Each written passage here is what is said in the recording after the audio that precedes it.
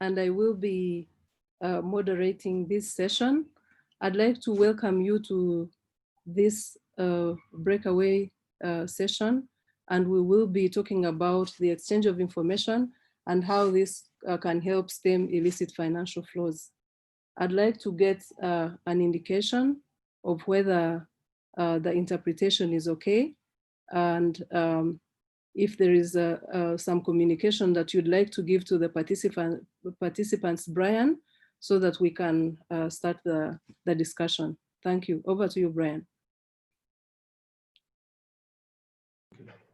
Hi, Mary. Yes, we just want to confirm that the interpretation is fine. And so for all of the attendees who would like to listen using a specific channel, to go ahead and click on the link that says interpretation and identify the language they would like to listen in. So I think from there, we're ready to go ahead.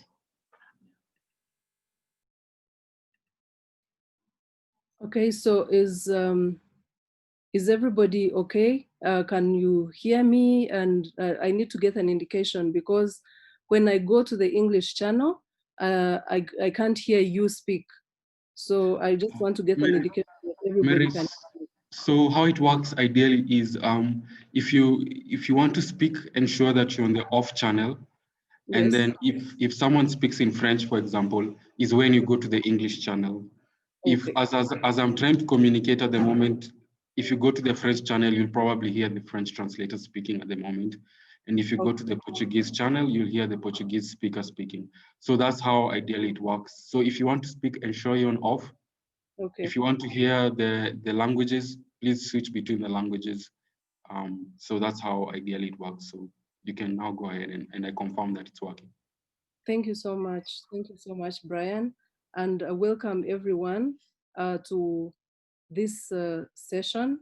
As I indicated earlier, it is a session, it's a breakout session that has been jointly organized by ATAF, TJNA, and UNECA, and it is entitled Exchange of Information as a Tool to Combat Illicit Financial Flows. We will be discussing the exchange of information and how this function can be effectively used to develop a sound strategy to combat illicit financial flows. As you may be aware, the use of the exchange of information boosts audits and fosters revenue collection, but however, this is still limited on the continent.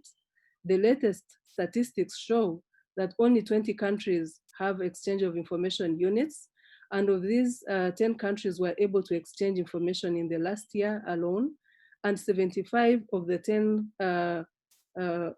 countries that exchanged, 75 requests that were sent out were originated from only 4 of the 10 countries. So this is very clear that, this is still very low on the continent. And again, only 5 are able to exchange this information electronically. Now, ladies and gentlemen, we all know that information is power, and information enables you to carry out audits or to check anything, verify information that then enables you to make an informed decision in as far as revenue collection is concerned. And its absence means that you will only do half a job if you're lucky. So this afternoon, we will be looking at this to see how exchange of information can be boosted on the continent. So the objectives are really threefold. And the first objective is to try and underscore the need for development of tax cooperation in Africa to combat illicit financial flows through the exchange of information. And secondly, we will discuss how best to increase the buy-in for exchange of information to foster tax collection. And thirdly, we will explore how exchange of information helps combat tax avoidance, tax evasion, and aggressive tax planning, and how these foster effective revenue collection. So indeed, transparency, as indicated in the high-level panel that is chaired by President Mbeki, transparency is key to achieving success in the fight against illicit financial flows, and the policy implications of increased transparency are that it should ensure access to such information and the right to obtain it. Indeed, African countries need to pay closer attention to illicit financial flows from the commercial sector. This means developing the required capacity, establishing or strengthening necessary institutions, including transfer pricing units and providing resources for effective functioning of these units. I will be joined in this discussion today by 4 very able people who have been doing work in this sector. And as I call them out, I'd like to request that you please put on your cameras so that the audience can know who will be talking to them. And the first person will be Mr. Ayetout AKPAKI from the Office Togolese de Recettes. And I would also like to say that Mr. AKPAKI is the chairman of the ATAF Exchange of Information Technical Committee. Secondly, I'll be joined by Mr. Robert Ssuna from Tax Justice Network Africa, where he serves as the policy lead for tax and international financial architecture. Welcome, Robert. Third, I'll be joined by Mr. Matthew Mugabi from the Uganda Revenue Authority, who is the Acting Commissioner for Tax Investigations. And last but not least, I'll be joined by Mr. Jon Swerdlow from Her Majesty's Revenue and Customs. And Mr. Swerdlow is also a technical advisor to the African Tax Administration Forum. I'd like to welcome you all to this afternoon's panel.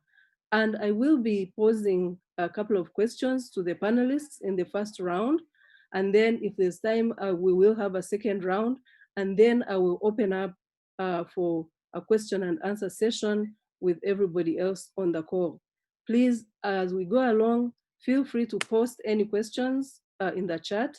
And when the Q&A starts, you may also be able to raise your electronic hand. So without further ado, I'd like to pose the first question to you, Mr. AKPAKI. And the first question to you goes, you will have 5 minutes.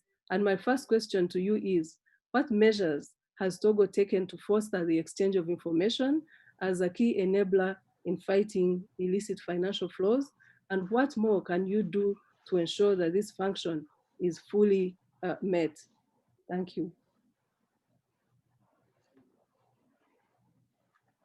Over to you, Mr. AKPAKI. Merci. Merci, Mary. Merci, ça fait plaisir de vous revoir. Et permettez-moi d'abord de féliciter les organisateurs et les partenaires, ainsi que les participants pour ce séminaire.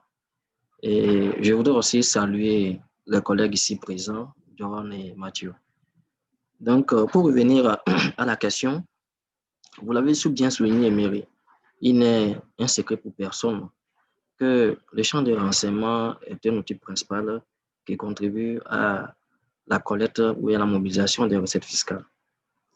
Dans un autre côté, le champ de renseignement est aussi un outil qui permet de lutter contre les flux financiers illicites. Il faut rappeler que différents cadres des experts ont reconnu cela et le panel de haut niveau, présidé par l'ex-président Thabo Mbeki, a reconnu que le champ de renseignement est souvent utilisé pour lutter contre les fausses facturations, les coûts de transfert ainsi que d'autres transferts illicites de revenus. Alors, le Togo, pour sa part, dès que nous avons pris conscience de l'ensemble de ces dispositions, plusieurs mesures ont été prises. Les mesures sur le plan politique, sur le plan d'organisation, des mesures sur le plan de l'extension des conventions et d'autres mesures sur le plan de l'organisation même de l'unité ou de l'office. Donc, sur le plan, par exemple, politique, le ministre des Finances a pris un engagement avec le Forum mondial. Il y a d'abord eu l'adhésion du Togo au Forum mondial en 2016. Vous saviez, l'adhésion du Togo au Forum mondial fait suite à une série de réformes qui a été entreprise par le gouvernement togolais.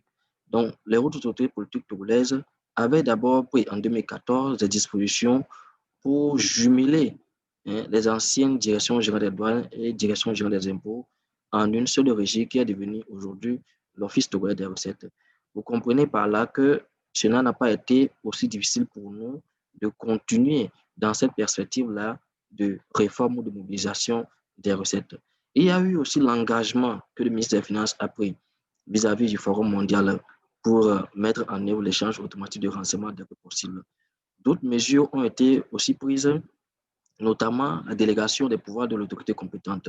Et il y a eu aussi des mesures par rapport à la création de l'unité d'échange de renseignements. Et il y a beaucoup d'autres mesures qui ont été prises avec le soutien des bailleurs, des partenaires comme l'ATAF et le Forum mondial. Sur le plan, par exemple, de l'extension des conventions, le Togo a eu à étendre, à élargir ces conventions parce que pour échanger des renseignements, il faudrait que nous ayons une base légale. Donc, nous avons eu à échanger, à adhérer à certaines conventions, notamment les conventions sous-régionales. Nous avons eu à développer les accords bilatéraux avec d'autres partenaires et nous avons eu dernièrement à signer la convention multilatérale qui est aujourd'hui en lecture au niveau du gouvernement pour la ratification. Donc, sur d'autres aspects, par exemple, sur l'aspect du fonctionnement de l'unité d'échange des renseignements, les demandes sont reçues. Il y a un aspect qui est très important. Le commissaire général lui-même est impliqué dans le fonctionnement de l'unité d'échange des renseignements, ce qui permet en quelque sorte à l'unité de pouvoir jouer un rôle transversal avec les autres services de l'administration. Vous avez le service de la législation, le service de la vérification, les services d'enquête, les services d'analyse de risque qui ont eu à amender leurs dispositions ou les procédures pour prendre en compte des informations ou bien des obligations relatives à l'échange des renseignements. Et nous avons aussi eu par rapport à la disponibilité et à l'accessibilité des informations, à travailler avec d'autres partenaires, d'autres administrations. L'Office togolais des recettes a travaillé par exemple avec la cellule de renseignement financier. Nous avons aussi eu à travailler avec d'autres acteurs comme l'administration centrale, avec les différents ordres, les ordres des experts comptables et les ordres des notaires. Donc, sur le plan par exemple légal, nous avons eu un amendement important de nos dispositifs légaux. Je vous donne un exemple tout simple. Aujourd'hui, au Togo, il y a une des dispositions qui a été adoptée dernièrement. En substance, la disposition dit que une société ou bien une entreprise qui est établie au Togo ne peut déduire les charges avec ne peut déduire les charges venant d'une autre entreprise, c'est-à-dire qu'ils sont transférés par une autre entreprise établie à l'extérieur, que si la juridiction dans laquelle se trouve cette entreprise à l'extérieur est une juridiction coopérative avec le Togo. Vous voyez, c'est des mesures fortes en quelque sorte qui ont été prises par le gouvernement et les autorités politiques pour mettre en œuvre l'échange de renseignements. Nous avons aussi sur le cadre légal travaillé sur les aspects du bénéficiaire effectif qui sont des aspects très importants. Donc, sur les aspects du bénéficiaire effectif, par exemple, nous sommes en train de travailler, de mettre en œuvre, de compléter le cadre légal sur l'aspect bénéficiaire effectif, notamment les dispositions relatives à la disponibilité, à l'accessibilité et à l'échange des renseignements. Les dispositions relatives comment on l'appelle, les dispositions relatives aussi à l'échange des renseignements et aux sanctions, je veux dire. Donc, nous avons aussi d'autres aspects sur lesquels je voudrais passer. Bref. The French translation apparently is not on. Brian, is somebody working on that?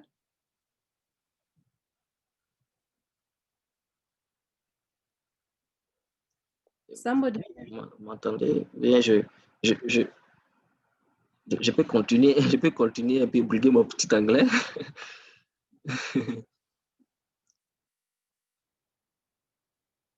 Ok, d'accord, merci. Donc, il y a d'autres mesures qui ont été prises. Il y a beaucoup de mesures qui ont été prises. Et aujourd'hui, au Togo, nous ne pouvons pas nous targuer d'avoir pris l'ensemble des mesures qui permettent de pouvoir échanger des renseignements, de pouvoir mobiliser beaucoup plus de revenus de lutter contre les flux financiers illicites.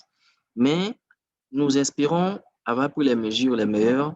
Et aujourd'hui, nous sommes en train de travailler. Notre perspective aujourd'hui, c'est d'arriver en quelque sorte à pouvoir recevoir les informations de façon automatisée auprès de l'ensemble des administrations partenaires ou des contribuables. Donc, nous sommes dans cette logique-là. Aujourd'hui, nous sommes en train de dématérialiser l'ensemble des procédures. Vous savez, vous ne pouvez échanger des informations que ceux-là dont vous disposez. Si vous ne disposez pas des informations, vous ne pouvez pas les échanger avec les autres partenaires. Donc, nous sommes en train de travailler à cela. Les déclarations sont en train d'être automatisées. Et donc, l'ensemble des grandes entreprises ou des moyennes entreprises aujourd'hui est déjà rentré dans ce cadre-là. Et donc, cela nous permet d'avoir, n'est-ce pas, des informations disponibles pour pouvoir les échanger. Nous sommes aussi en train de vouloir prendre l'engagement par rapport à la mise en œuvre de l'échange automatique de renseignements. Des discussions sont en cours au niveau les plus élevés avec les autorités fiscales pour pouvoir prendre en compte, étudier d'abord tout ce qui nécessite l'échange automatique de renseignements et bien entendu prendre des mesures pour pouvoir engager le Togo et à l'échange automatique de renseignements. Je vais peut-être m'arrêter ici d'abord et laisser la parole aux autres. Bien entendu, je peux revenir s'il y a des éclaircissements à donner. Merci.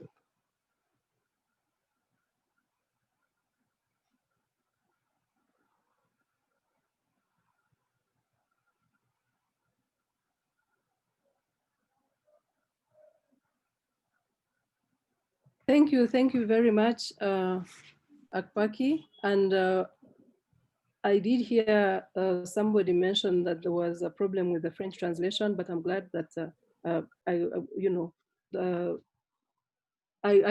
take note that you are speaking in French, so there couldn't have been any French translation. But I did hear somebody mention that they couldn't hear him, but I'm glad that everybody was able to hear AKPAKI, because he raised very serious, very interesting elements regarding what Togo has been able to do.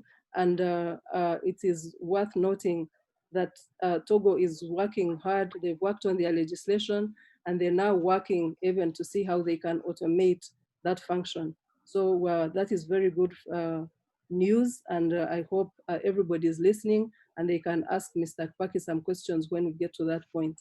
My next question will be to you, Robert, and it's nice to see you on the call, and always a pleasure to talk to you. In your experience, how should countries approach beneficial ownership information requirements where there is a low political uptake? And considering that most politicians are exposed to individuals and have some of their assets offshore. Please also use 5 minutes to share your experience with us. Over to you, Robert. Okay, it's quite an interesting question. Thank you very much for this opportunity. I think cultivating a culture where politicians would defend the need for exchange of information to generate revenues remains a challenge, but there has been some substantial progress. And how countries can build on this, first of all, to encourage, to advocate, for instance, for increased awareness about the impact in terms of how do countries benefit by having this information shared. We need to show governments and the political decision makers the benefit side of having beneficial information shared amongst those who need it. First of all, it tends to make their investment regimes more transparent, and this will increase its certainty for investors. You need to show them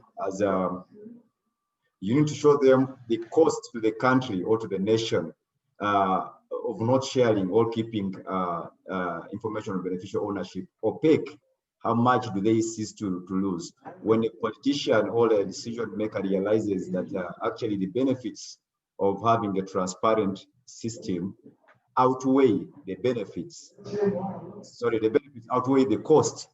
They are most likely to defend the objectives of having information sharing across countries.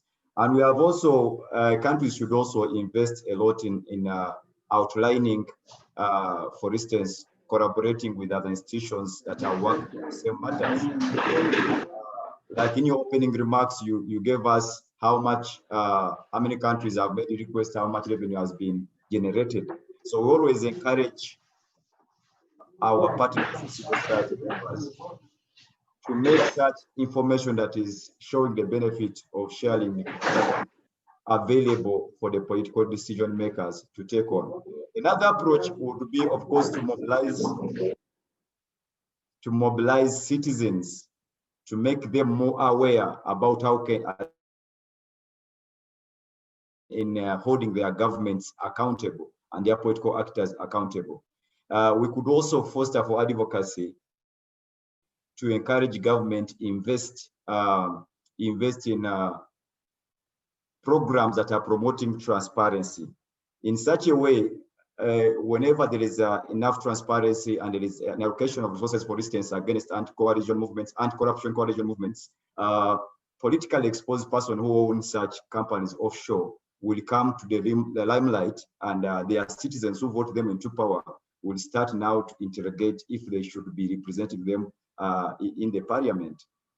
So in another approach maybe that I can discuss is the approach of trying to build capacity amongst the legislatures, the legislative assemblies. I have seen so many civil society organizations involved in this work, even at the Taxation Network Africa. We are involved in building capacity. First of all, some politically exposed person, whereas they do something which they are aware of, their counterparts may not be aware of the same. So when you bring to the parliament that we need to amend a particular legislation that addresses opaqueness of the tax system, you may not receive as enough support as possible. So what we have been doing is, let's build the capacity of these legislators to be able to advocate for changing laws that are benefiting or promoting sharing of beneficial ownership information, and also they are able to deliberate with an informed, from an informed point of view.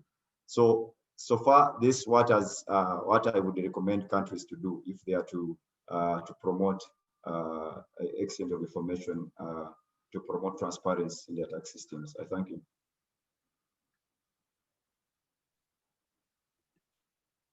Thank you very much, Robert, and for those very interesting remarks. And I take note of the fact that you are highlighting that primarily there's need for advocacy to countries about what they can benefit from having that beneficial information, and also the fact that there's need for capacity building at all levels, including the legislature and all other arms of government that really have a role to play in this. And that is very, very true. And I think it also ties in very nicely with what Mr. AKPAKI said. And so I'm sure that everybody agrees with your sentiments, but my next speaker will also be giving us clear indications of how that has worked in their country, and if what you're tabling as key enablers in getting this information actually worked for them. My next speaker will be Mr. Matthew Mugabi. Matthew Mugabi is the Deputy Commissioner at the Uganda Revenue Authority. And Matthew, my question to you is, how is the evolution of automatic exchange of information going in Uganda? Because we know you're on your way to automating this function. And in your opinion, are African countries ready for this? And they have support from their government, just like Robert alluded to. Over to you, Matthew. Thank you very much, Mary. Just double checking that I can be heard. Yes, perfectly. Great. Good afternoon. Can you see me? No, we can't, Matthew. You can't see you, Matthew. I'm not sure what the problem is. Just 1 second. Oh, yes, now we can see you. Nice to see you, Matthew. Please Likewise. continue. Good afternoon, colleagues from whichever country you are. And Mary, a very big thank you for those questions. The question you ask is a pertinent one because it touches on the very fiber and fabric of the economic advancement for our nations as a continent. Your question is very specific. Number one, touching on Uganda's experience, but two, at a broader perspective, the evolution of what I will call AEOI for ease of reference, what it has been like and whether African countries are ready and whether they have the support financially of their governments. Now, I'll just give you a very high level picture about where we are as a country, and then I'll go briefly into a bit of the greater African context. As I speak right now, we are at the level of trying to secure cabinet approval for the adoption of the CRS on AEOI, and we have had an initial presentation that we made, which was very well received, but with a few questions here and there, which we're now trying to answer. And so once we are done with that, we shall, God willing, be able to go back to cabinet and get the approval that we need. Experience has taught us in this journey that there's a lot of preparation required, a lot of dialogue and consultation at all levels, really. As you probably all know, of course, our EOI function is a dedicated one for the competent authority, right from the Minister of Finance down through the Commissioner General to the EOI office, which is resident in Tax Investigations Department of the Uganda Revenue Authority. And so getting to the level of even having this presentation made in cabinet initially involved having dialogue with the Minister of Finance and the technocrats there to bring them fully on board. Of course, giving them the benefits of moving from the standard of EOIR, which is exchange of information and request, to the next standard, which is what the world is pursuing, and showing the benefits.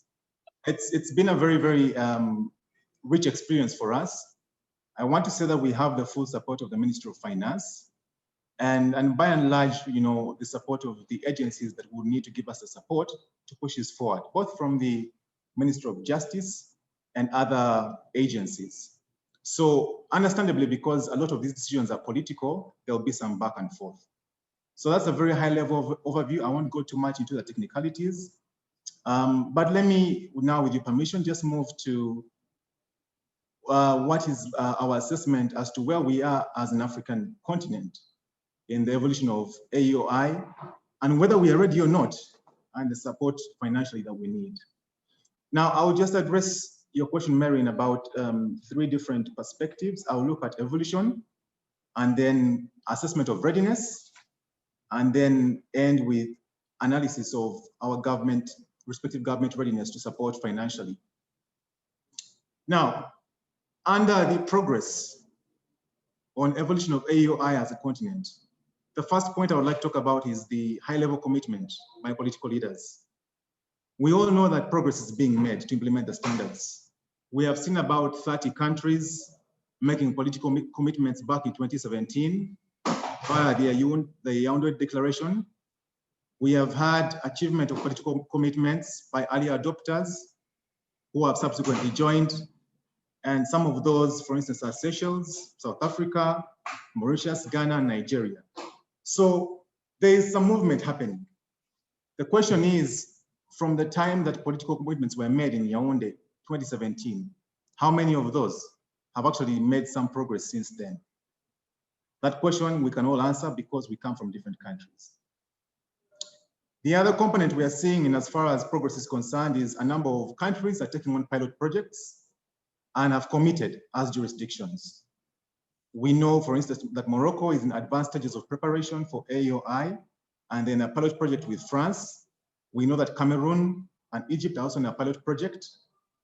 And then other countries are in the process of determining the practical dates for fast exchange. And we have seen a lot of good support here with ATAF, the OECD, and development partners. Specifically as Uganda, we've had support from ATAF and OECD, Cameroon, Tunisia, Senegal, and Kenya. So good progress in that regard as well. However, there are still a number of non-committed jurisdictions on the continent, and that's where the challenge remains. We have a number of African countries that are not implementing AEOI. They are not committed, and neither have they taken steps to ascertain practical dates for achievement of the standard. A question as to why that is not happening, the answers are many, and I'm sure that's something we can discuss. In as far as readiness is concerned, we know that the building blocks for AEOI, among many, are the legal framework. And it's noteworthy that a number of countries have made some key pillars for the implementation of AEOI in place. About 18 African countries have signed onto the MAC to enable them to implement AEOI. And that's a very, very clear indicator of a paradigm shift in Africa. So commitment is increasing.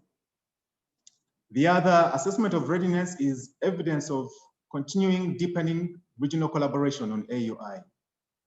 We can see quite clearly at regional level that discussions are underway at the AU and ATAF to consolidate the gains made in the area of EOI and AEOI.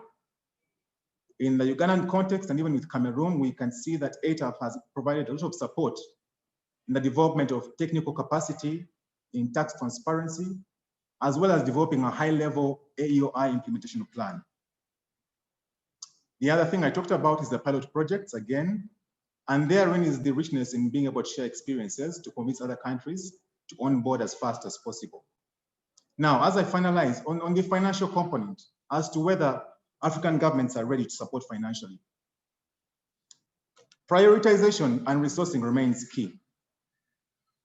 A number of countries still have these hurdles to overcome the funding component. Countries still have to prioritize and provide adequate resources for the EOI functions. That remains a baseline and must be established. However, inside there is the buy-in by stakeholders as well.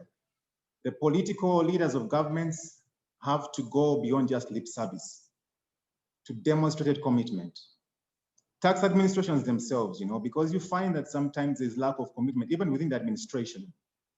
Support from regulatory agencies, private sector, and civil society, like even with my colleague, Robert Ssuna. Now in Uganda, for instance, one of the things I'll flag as what has been very, very important for us is that we have been able to get the adoption of AEOI integrated into the National Development Plan and the Domestic Revenue Mobilization Strategy. So this makes AEOI a priority for government to fund. And so we're also being measured as the Revenue Authority on the steps we're taking to pursue that. So government, in a sense, has tied itself and said, we want this, we know this will work, and so we're committed to helping you. Now, going beyond the current and ongoing government commitment and support, a number of other positive indicators financially. For instance, the payment of annual membership and subscription fees by most countries to the regional bodies on tax transparency, subscription fees to OECD, and even to ATAF. That is commitment in itself, It's just the need for these governments to know that under that commitment comes the commitment to a number of other standards that they must implement. Of course, I'll talk about the fact that there is need to commit further funds to the development of the AEOI framework, which includes the IT framework, to establish the exchange of information. Some countries we have seen have bought off-the-shelf products, and the success stories or the challenges are outside there for everybody to see. However, what I will say is that considering the level of financial commitment that has to be made, some African countries may still struggle to meet the additional financial pressure. And so we must talk about ways about how they can be assisted. I think beyond that is the need to spread the gospel of AEOI beyond government.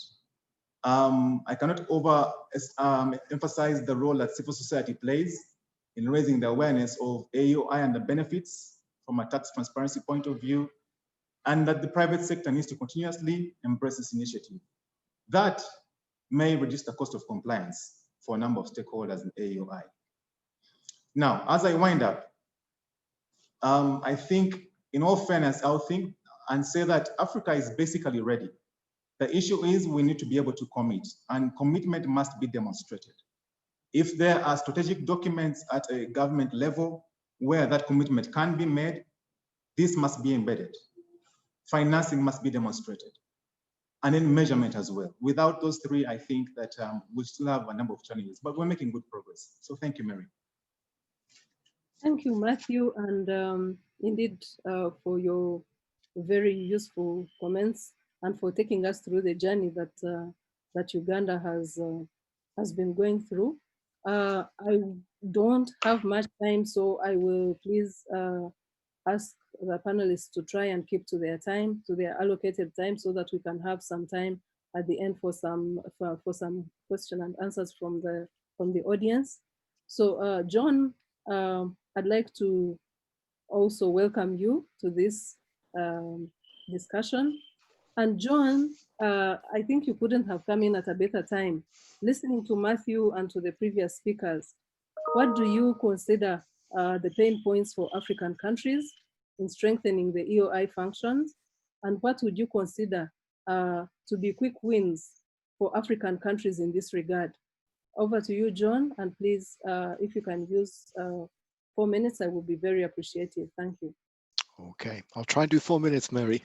Thank you for the invitation and good day to everyone. I see some familiar names, not only in the panelists, but also in the attendees. So it's nice to be amongst friends.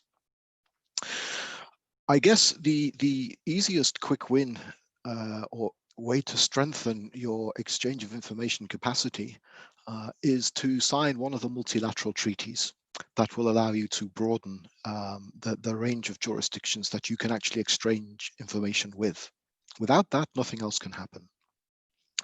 And Africa, in a sense, is lucky in the same way that you are able to leapfrog past the need to lay telegraph wires all across the continent because of the invention of the mobile phone.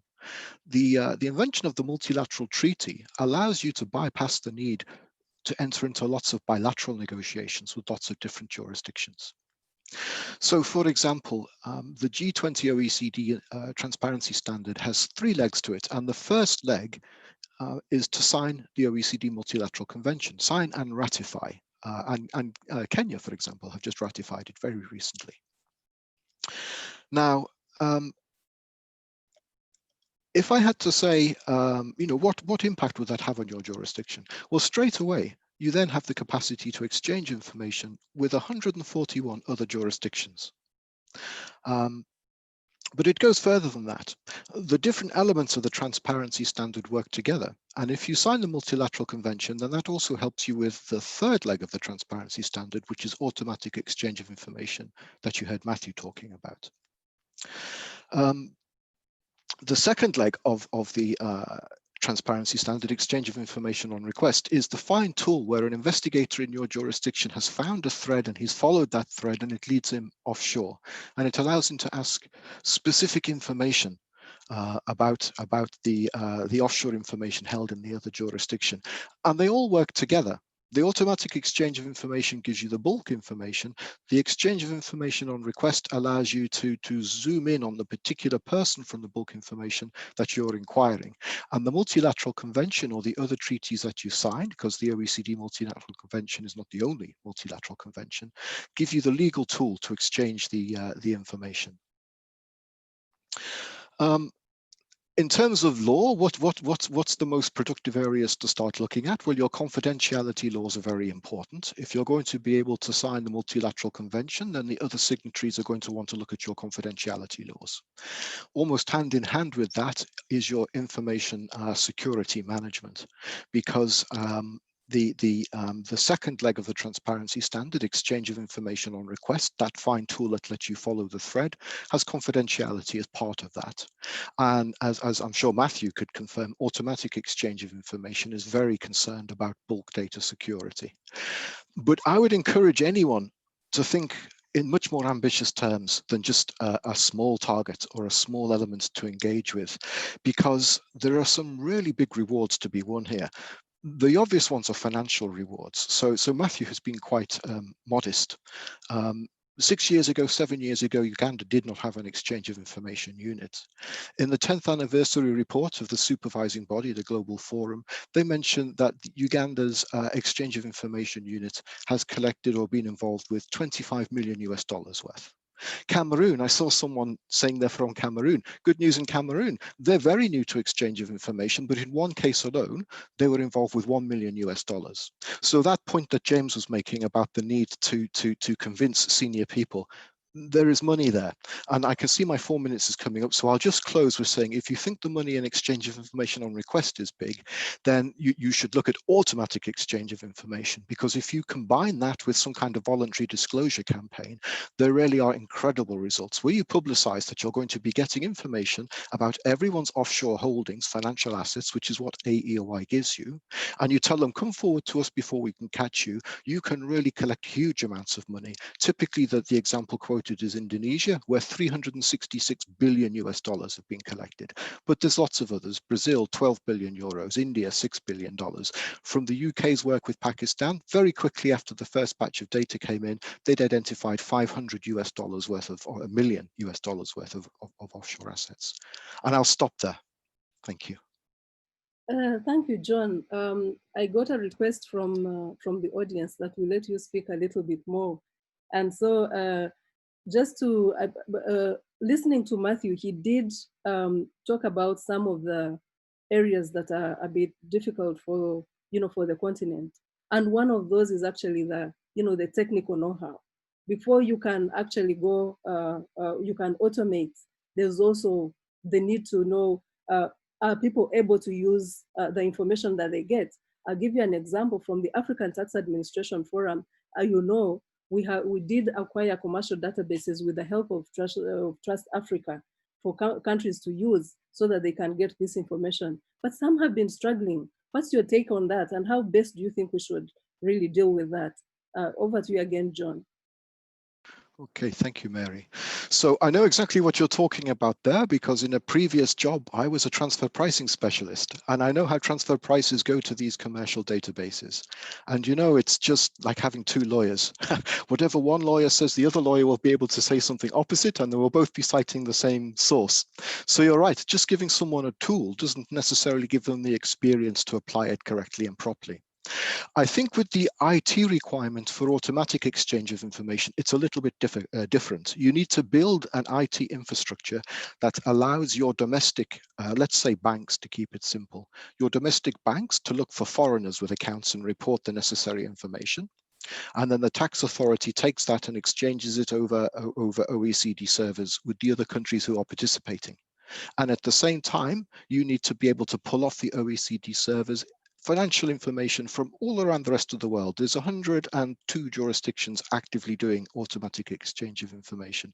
Every single international financial center is engaged, from Cayman to Panama to Geneva to London. Now, when that information comes into your country, obviously all of that means you need some kind of IT platform to do all of that. The good news is, compared to those yield figures that I mentioned before, the cost of buying an off-the-shelf IT system to do that is very small. From £500,000 to maybe $1.5 million US, depending upon the difficulty of the IT contractors and how long you want the support and whether you're paying for the hardware and so on. But it's that kind of ballpark. And when you think of the amount of money that automatic exchange of information has been proven to bring in other jurisdictions, quite aside from the fact that it also helps you tackle illicit international financial flows and also comply with standards and protecting yourself from blacklisting and enabling you to develop as an international financial center.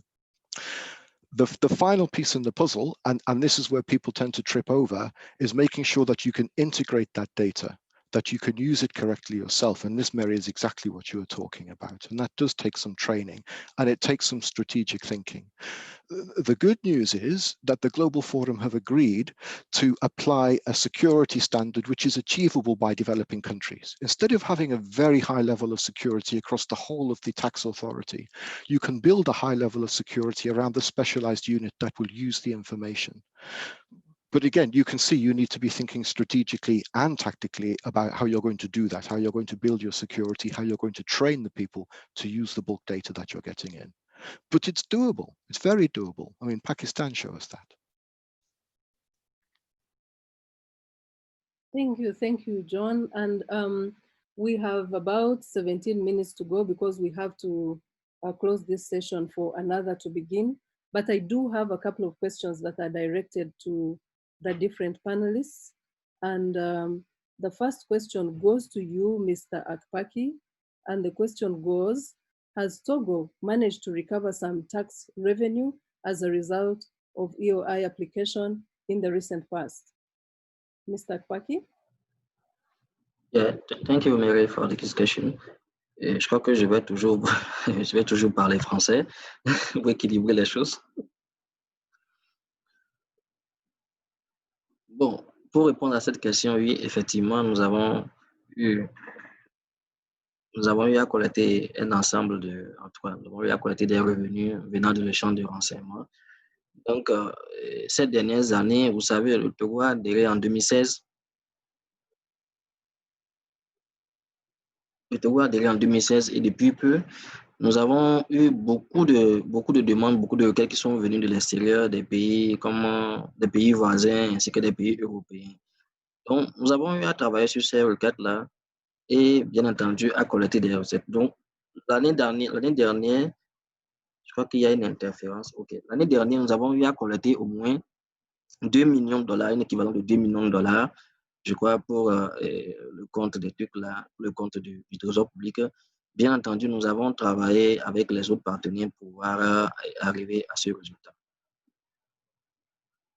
Il y a aussi, je peux mentionner qu'il y a aussi, je parle des recettes brutes collectées, il y a aussi des émissions qui sont en cours, c'est-à-dire des informations que nous avons reçues et sur lesquelles nous avons déjà fait des notifications, mais pour lesquelles les contribuables n'ont pas encore effectivement reversé ces sommes-là.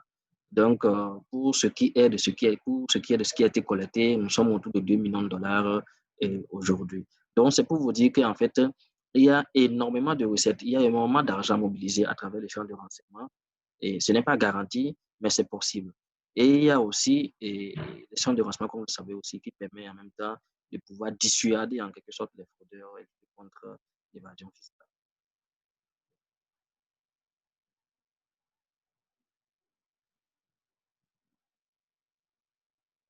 Thank you, Ayetout, and for those very clear remarks. There is a second question again on the chat, and there's the question is: this is fascinating. How are questions around data quality dealt with, and are common data standards used between revenue administrations? John, can you come in before I ask Matthew also to speak to that? Because I know you've been in quite a number of revenue administrations. What have you noted, John? Over to you.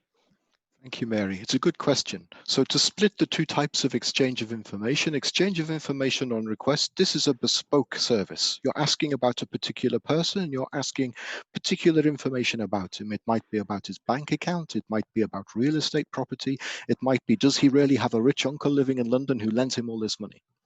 Now there, the data will be whatever is the appropriate form to answer the question. But typically you're talking about things like PDFs. It's very standard, it's not difficult. Automatic exchange of information is bulk data. Now for bulk data, obviously you do have to have some kind of standardization. And automatic exchange of information requires reporting financial institutions to fill in an XML schema. And that schema is very rigidly structured in terms of this is where you put the address. This is how the address fields are structured, and so on, down to the data. So it's easier for another jurisdiction to use its own IT software to sift through it and match it and so on. Thank you. Thank you, John. Matthew, would you like to come in as well? What is your experience regarding the question that was asked by Karabo?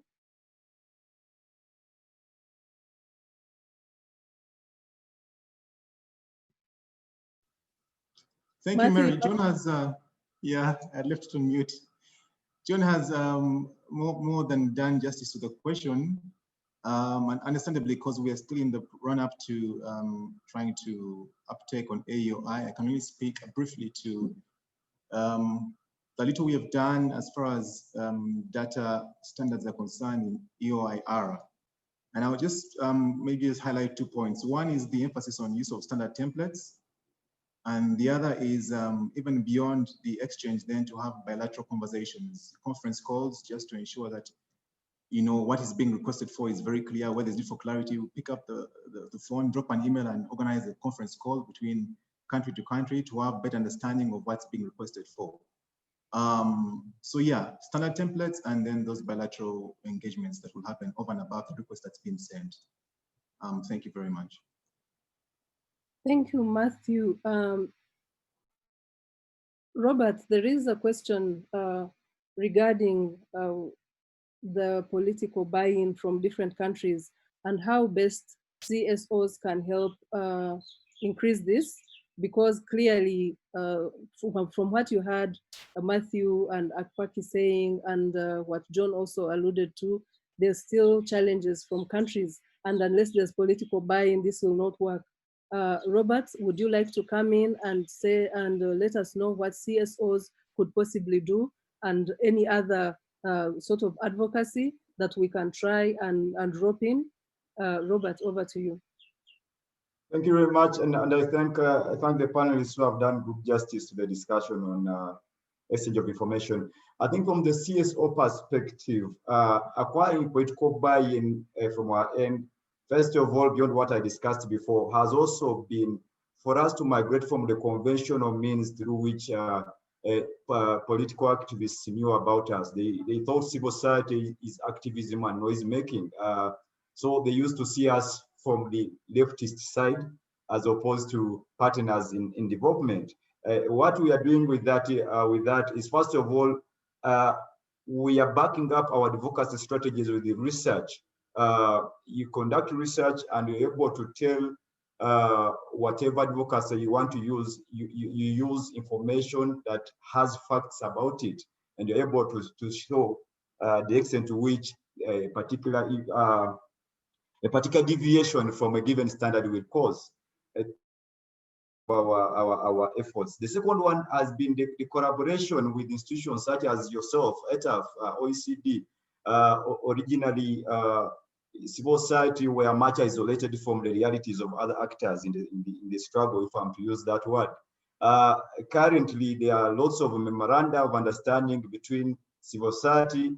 There is an increased collaboration with even the revenue administrations on ground to make them understand that policy formulation with regard to tax it requires a multifaceted approach, and as such, this has helped us to try and generate political will. We have also invested a lot in trying to simplify what is called as rather complex information. When a report comes from the World Bank, from the IMF doing business report, from ATAF Outlook, Revenue Outlook, how does it speak to the person who is being affected on the ground? So civil societies have acted as a go-between by trying to make that information rather as simple as possible to be understood. The other technical information is now put into literature that is understood by the masses. And when you communicate to the masses, it becomes easier for them to hold their leaders accountable and as such promote a buy-in from the other side. However, if you would allow me to maybe chip in with a food for thought, or maybe a question to either John and my brother Matthew, civil societies have been grappling with two issues relating to exchange of information, and these have been the issue to do with reciprocity, to the extent that some of our developing countries feel that whereas they request for information, there is no compelling sanction that will tell that the other jurisdiction should automatically send the information. That is reciprocity issue. They are like, when I receive, for instance, information request from the Netherlands to Uganda, I may act on it very fast because I'm meeting a given standard. But does it compare Netherlands if I'm to ask for information from them? Will they send it without so much disturbance? There have also been issues to do with the thresholds about the investment capital of companies for which you are requesting for information. There is a feeling that majority of our investors may not meet that investment threshold in terms of the capital investment. So those two issues, we've received information from jurisdictions that are saying the thresholds are higher for companies that are investing in our jurisdictions, and such companies may go unnoticed because they have not hit a given threshold. So I would like John and maybe Matthew to comment on that. And finally, there is this whole idea that the standards or the global bodies that are handling the exchange of information are voluntary registrations. I'm happy that Matthew reported about the commitment showed by subscriptions and the rest, but there is a general feeling also that there are not major penalties, for instance, for non-observance of standards. How do African and developing countries grapple with that? If I just write to a standard and I don't meet it, what are the sanctions? So I would love to get more educated about that from the civil society perspective. I submit. Thank you. Thank you very much, Robert. And I think, John, you had the question from Robert, and it is very clear. And Matthew as well. I will give you a minute each to respond. But there's also something interesting that Briggs is raising in the chat. And why is there no political buy-in? Is it because there are no results to promote this? And are we actually explaining the gains of EOI to our authorities well? It would be interesting to hear what your responses on that as well, especially from the people who represent revenue administrations. I will start with you, John, and then I'll go over to Matthew and then AKPAKI. John. Thank you, Mary. So I'll give you my personal view. The supervisory body for the transparency standard is the Global Forum. It's not the OECD. The OECD is what, 30-odd rich countries. The Global Forum is 160-odd jurisdictions from around the world. And I think now about half the membership of the Global Forum, maybe slightly more, are developing countries. So there is a voice for developing countries to say if a developed country is not applying the standard correctly, you can raise it at the Global Forum and it will be considered in their review. The standard applies to everyone equally. The UK had bearer shares and we had to get rid of bearer shares, and our Global Forum peer review reflected the fact that we had them and was critical of us. On the point about the capitalization or the size of businesses, that's moving over, I think, to country by country reporting and what has to be reported there. And I'm too good a diplomat to get involved outside of my field. Robert isn't going to tempt me. And on the final point, automatic exchange of information. Why don't more people do it? Part of it is just knowing about it, I think, just explaining what it is. I was chatting to someone in an African jurisdiction who wasn't clear on what transparency was. Well, why should he be until events like this publicize it and explain it? Because certainly the results that are starting to be shown now really make a good case for it. Thank you. Thank you, John. Matthew, 1 minute, please.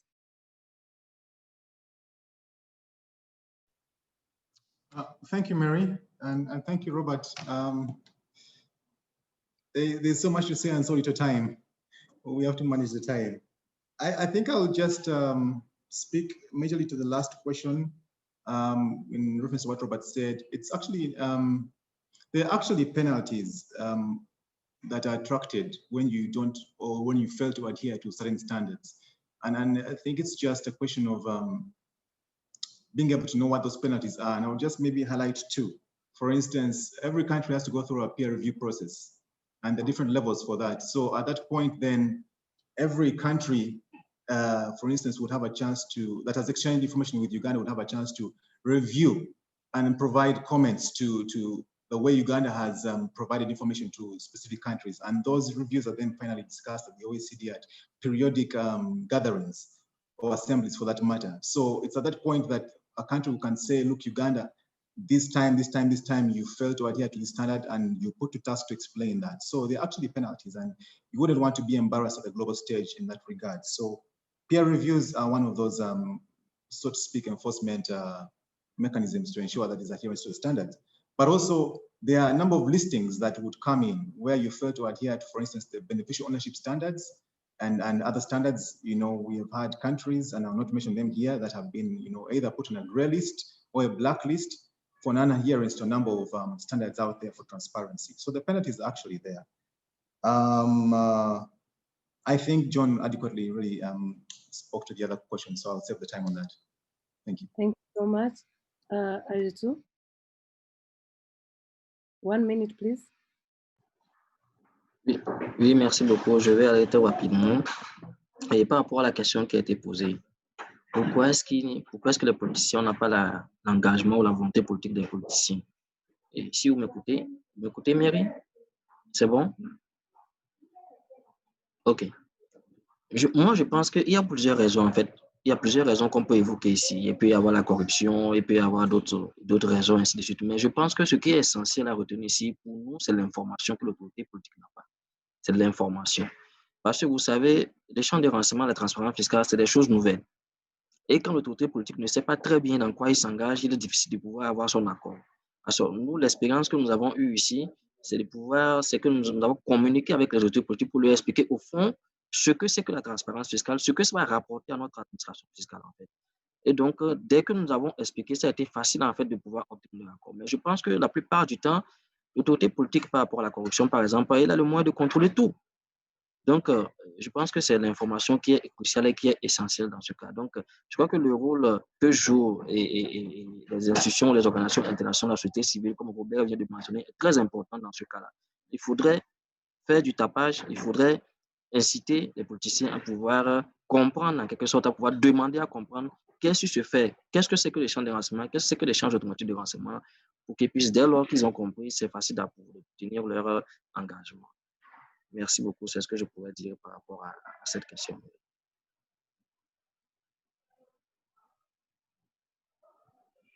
Thank you very much, Ayetout, and thank you very much, Robert, Matthew, and John. I believe this has been an extremely interesting discussion. We really have to stop it here to let the other session join, but I can summarize it in about 3 things. One is that it's very clear that there has to be exchange of information for proper audits to take place. So there is need to establish those units on the continent, especially with the revenue administration, to increase even tax transparency. Secondly, there's need for buy-in from government, again, so that we can have the right infrastructure in place and also to get adequate financing to be able to move on with this function. So I'd like to thank you all for participating. I'd like to say that please use the networks available by the organizers to continue asking the different questions, and we'll be more than happy to respond. I wish you all well, and I wish you also safety in these very, very difficult times of our lives. Stay well, and thank you all for participating. Good afternoon. Bye-bye, thanks.